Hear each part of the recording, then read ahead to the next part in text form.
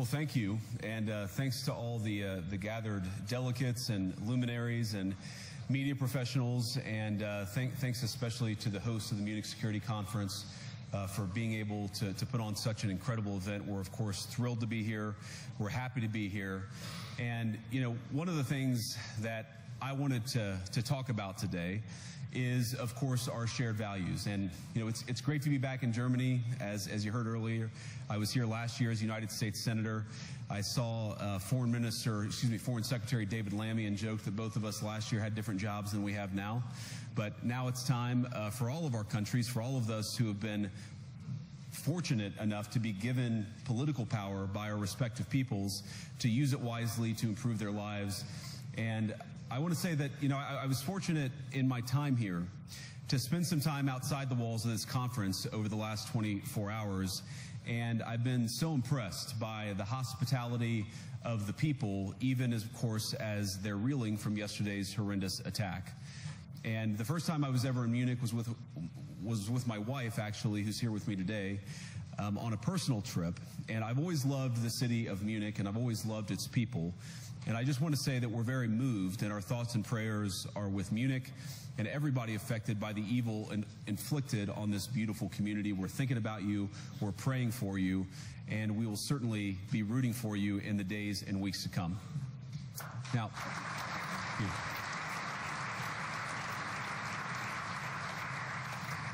I hope that's not the last bit of applause that I get, but we gather at this conference, of course, to discuss security, and normally we mean threats to our external security. I see many great military leaders gathered here today.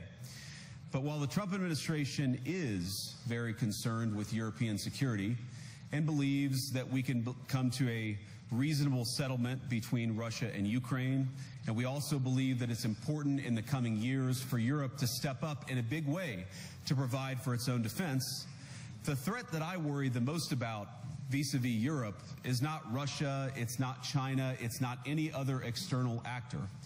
And what I worry about is the threat from within, the retreat of Europe from some of its most fundamental values, values shared with the United States of America. Now, I was struck that a former European commissioner went on television recently and sounded delighted that the Romanian government had just annulled an entire election. He warned that if things don't go to plan, the very same thing could happen in Germany, too. Now, these cavalier statements are shocking to American ears. For years, we've been told that everything we fund and support is in the name of our shared democratic values. Everything from our Ukraine policy to digital censorship is billed as a defense of democracy.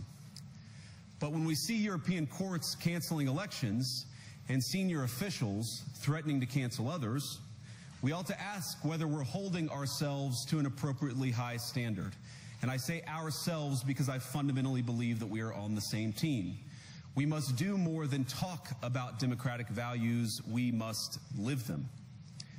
Now, within living memory of many of you in this room, the Cold War positioned defenders of democracy against much more tyrannical forces on this continent. And consider the side in that fight that censored dissidents, that closed churches, that canceled elections. Were they the good guys? Certainly not. And thank God they lost the Cold War. They lost because they neither valued nor respected all of the extraordinary blessings of liberty. The freedom to surprise, to make mistakes, to invent, to build. As it turns out, you can't mandate innovation or creativity, just as you can't force people what to think, what to feel, or what to believe. And we believe those things are certainly connected. And unfortunately, when I look at Europe today, it's sometimes not so clear what happened to some of the Cold War's winners. I look to Brussels, where EU commissars warn citizens that they intend to shut down social media during times of civil unrest the moment they spot what they've judged to be, quote, hateful content. Or to this very country, where police have carried out raids against citizens suspected of posting anti-feminist comments online as part of, quote, combating misogyny on the internet, a day of action. I look to Sweden, where 2 weeks ago the government convicted a Christian activist for participating in Koran burnings that resulted in his friend's murder. And as the judge in his case chillingly noted, Sweden's laws to supposedly protect free expression do not, in fact, grant, and I'm quoting, a free pass to do or say anything without risking offending the group that holds that belief. And perhaps most concerningly, I look to our very dear friends, the United Kingdom, where the backslide away from conscience rights has placed the basic liberties of religious Britons in particular in the crosshairs. A little over 2 years ago, the British government charged Adam Smith Connor, a 51-year-old physiotherapist and an Army veteran, with the heinous crime of standing 50 meters from an abortion clinic and silently praying for 3 minutes. Not obstructing anyone, not interacting with anyone, just silently praying on his own. And after British law enforcement spotted him and demanded to know what he was praying for, Adam replied simply, it was on behalf of the unborn son he and his former girlfriend had aborted years before. Now, the officers were not moved. Adam was found guilty of breaking the government's new buffer zones law, which criminalizes silent prayer and other actions that could influence a person's decision within 200 meters of an abortion facility. He was sentenced to pay thousands of pounds in legal costs to the prosecution. Now, I wish I could say that this was a fluke, a one-off crazy example of a badly written law being enacted against a single person. But no, this last October, just a few months ago, the Scottish government began distributing letters to citizens whose houses lay within so-called safe access zones, warning them that even private prayer within their own homes may amount to breaking the law. Naturally, the government urged readers to report any fellow citizen suspected guilty of thought crime. In Britain and across Europe, free speech, I fear, is in retreat. And in the interest of comedy, my friends, but also in the interest of truth, I will admit that sometimes the loudest voices for censorship have come not from within Europe, but from within my own country, where the prior administration threatened and bullied social media companies to censor so-called misinformation. Misinformation like, for example, the idea that coronavirus had likely leaked from a laboratory in China. Our own government encouraged private companies to silence people who dared to utter what turned out to be an obvious truth. So I come here today not just with an observation, but with an offer. And just as the Biden administration seemed desperate to silence people for speaking their minds, so the Trump administration will do precisely the opposite, and I hope that we can work together on that. In Washington, there is a new sheriff in town, and under Donald Trump's leadership, we may disagree with your views, but we will fight to defend your right to offer it in the public square, agree or disagree.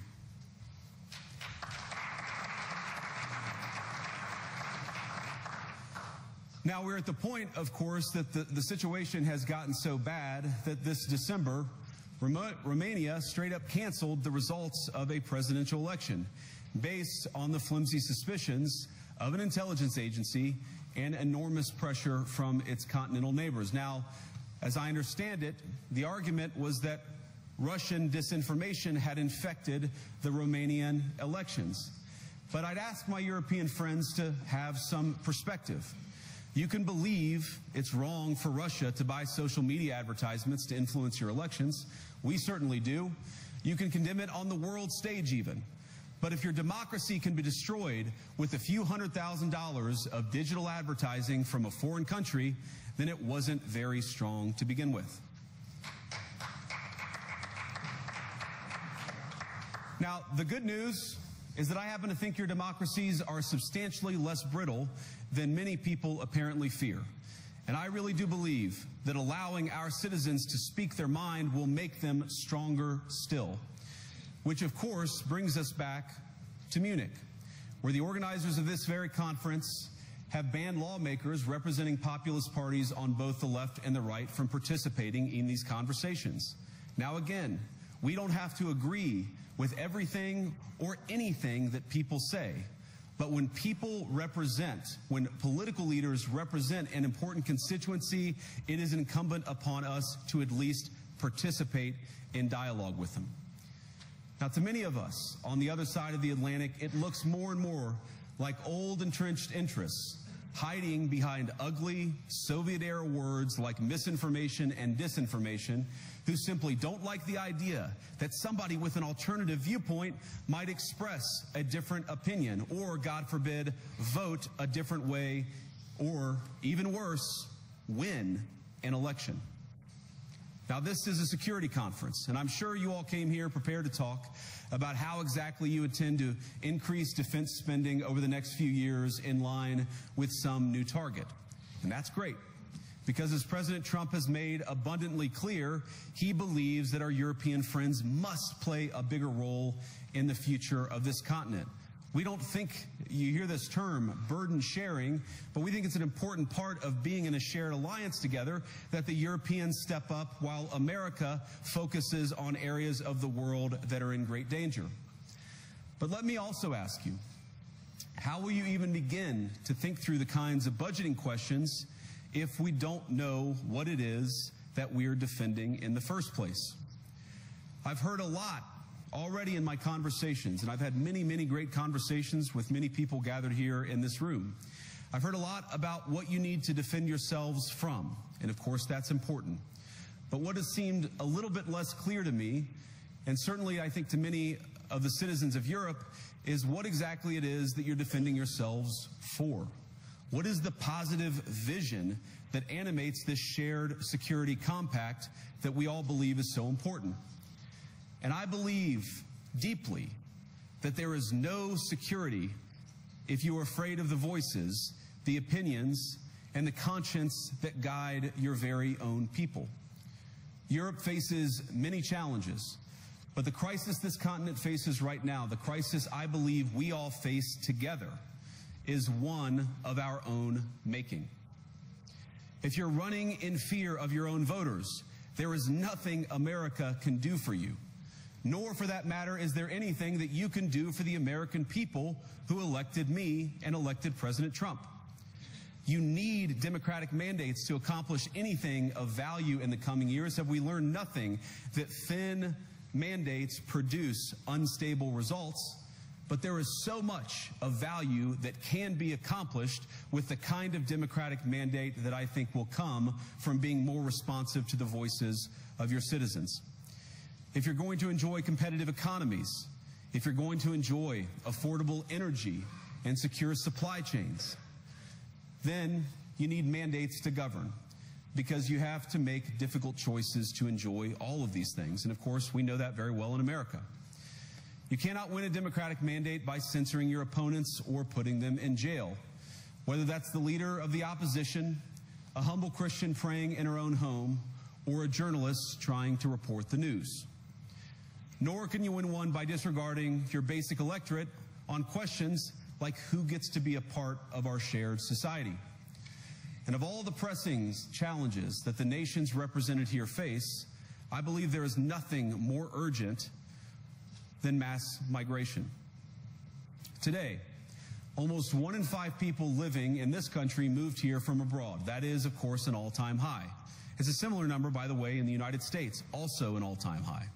The number of immigrants who entered the EU from non-EU countries doubled between 2021 and 2022 alone, and of course it's gotten much higher since. And we know this situation, it didn't materialize in a vacuum. It's the result of a series of conscious decisions made by politicians all over the continent and others across the world over the span of a decade. We saw the horrors wrought by these decisions yesterday in this very city. And of course, I can't bring it up again without thinking about the terrible victims who had a beautiful winter day in Munich ruined. Our thoughts and prayers are with them and will remain with them. But why did this happen in the first place? It's a terrible story, but it's one we've heard way too many times in Europe and unfortunately too many times in the United States as well. An asylum seeker, often a young man in his mid-20s, already known to police, rams a car into a crowd and shatters a community. How many times must we suffer these appalling setbacks before we change course and take our shared civilization in a new direction? No voter on this continent went to the ballot box to open the floodgates to millions of unvetted immigrants. But you know what they did vote for? In England, they voted for Brexit, and agree or disagree, they voted for it.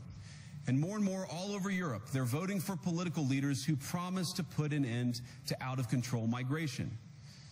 Now, I happen to agree with a lot of these concerns, but you don't have to agree with me. I just think that people care about their homes, they care about their dreams, they care about their safety and their capacity to provide for themselves and their children. And they're smart. I think this is one of the most important things I've learned in my brief time in politics. Contrary to what you might hear a couple mountains over in Davos, the citizens of all of our nations don't generally think of themselves as educated animals or as interchangeable cogs of a global economy. And it's hardly surprising that they don't want to be shuffled about or relentlessly ignored by their leaders. And it is the business of democracy to adjudicate these big questions at the ballot box. I believe that dismissing people, dismissing their concerns, or worse yet, shutting down media, shutting down elections, or shutting people out of the political process protects nothing. In fact, it is the most surefire way to destroy democracy. And speaking up and expressing opinions isn't election interference. Even when people express views outside your own country, and even when those people are very influential. And trust me, I say this with all humor, if American democracy can survive 10 years of Greta Thunberg scolding, you guys can survive a few months of Elon Musk. But what no democracy, American, German, or European, will survive is telling millions of voters that their thoughts and concerns, their aspirations, their pleas for relief are invalid or unworthy of even being considered. Democracy rests on the sacred principle that the voice of the people matters. There's no room for firewalls. You either uphold the principle or you don't. Europeans, the people, have a voice. European leaders have a choice.